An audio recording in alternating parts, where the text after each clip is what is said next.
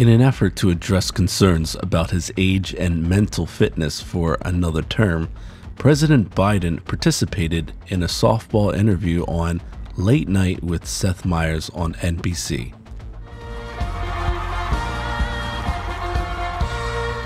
The president took a playful jab at his challenger, former President Donald J. Trump, highlighting Trump's apparent struggles with his memory. Donald Trump is truly confused. Nikki Haley is in charge of security. We offered her 10,000 people. They don't want to talk about that. He didn't just get me confused. He mentioned it over and over and over again. Yeah. He's not what he was in 2016. He has declined. That's a fact. I mean, last time we won 50 states, right? This is not Donald Trump of 2016, guys. What? What is? If he is off the teleprompter, he can barely keep a cogent thought. I mean, that's just fact. We are an institute and a powerful death penalty. We will put this on. I think he's declining. I stumbled and mumbled purposely. I do speak in long, complex sentences and have a lot of material in each sentence. You have voter ID to buy a loaf of bread. You have ID to buy a loaf of bread.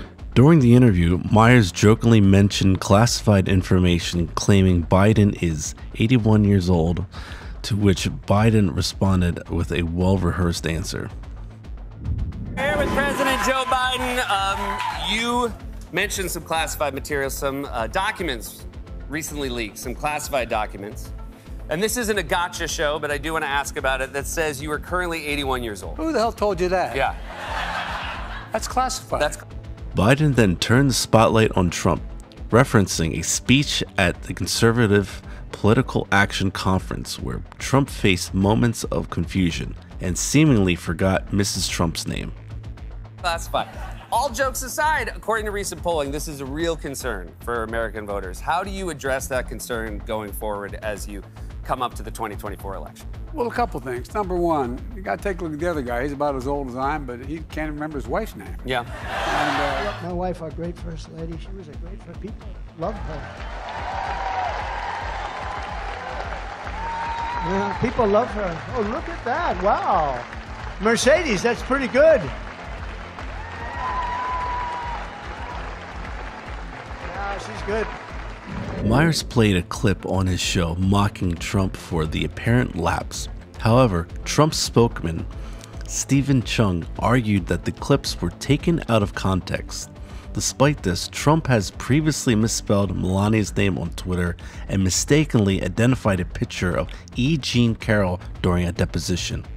And most notably, couldn't remember his children and other close family members' names. First of all, my family, Melania, Barron, Don Jr. and Kimberly, Ivanka and Jared, Tiffany and Michael. They're so supportive. Biden emphasized that the election should focus on the candidates' ideas rather than their age. However, recent weeks have seen Biden on the defense about his memory.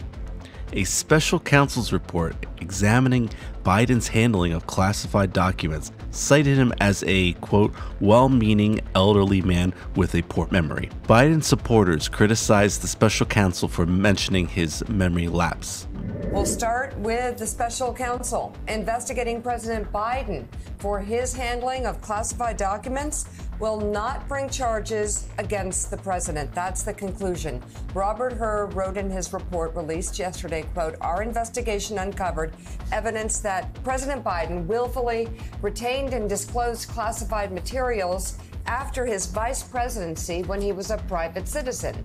He goes on to write that the president's actions, quote, present serious risks to national security.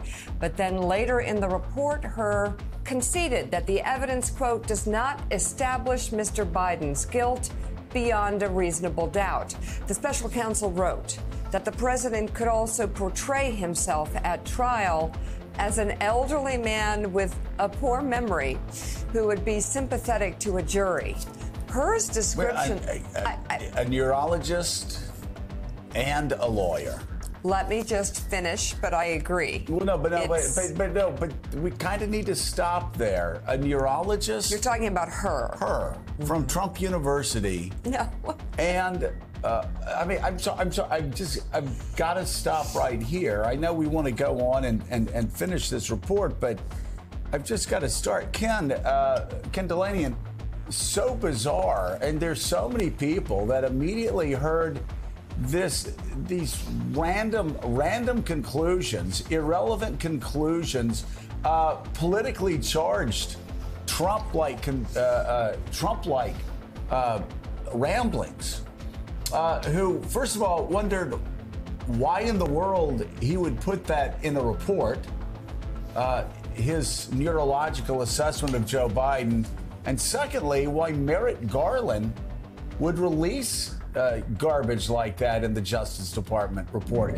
Biden joined Myers to celebrate the 10th anniversary of the Late Night Show, marking his 4th appearance on a late-night talk show since becoming president. Despite relying on strong support from young voters in 2020, Biden stumbled when asked about his 2024 agenda. What would you want to do? What's your 2024 agenda? Because I feel like we live in such crazy times that is one of the things I feel we hear less about. Look, the 2020 agenda is to finish the job. For example, we're now in a position where we have the strongest economy of any major nation in the world, #1. We got a way to go yet. Inflation is down, 880,000 manufacturing jobs. You know, we have 14 million new jobs. The unemployment rate is the lowest it's been for the longest time. We're building wealth for people. But we have to do more. I don't know this for a fact, but I was told that Trump was picking up the phone, calling the Speaker of the House saying, don't let it pass. Why? Not because he doesn't think it's good, because it will benefit Biden. That's no way to run a country. That's no way to deal. We didn't, even when we had real divisions back when I was a young senator among Democrats and Republicans. That wasn't the way it worked. And look, I think, this is not your father's Republican Party. During the interview, Myers brought up the Israeli-Palestinian conflict and the, quote, Dark Brandon meme circulating online, depicting a laser-eyed version of the president, but failed to mention Biden's multiple... That was Biden with a gag at his own expense after the most awful week of gaffes. There was the one where he got Macron confused with Mitterrand. And Mitterrand from France looked at me. The one where he couldn't remember who Israel is fighting in Gaza. There's been a response from the opposition.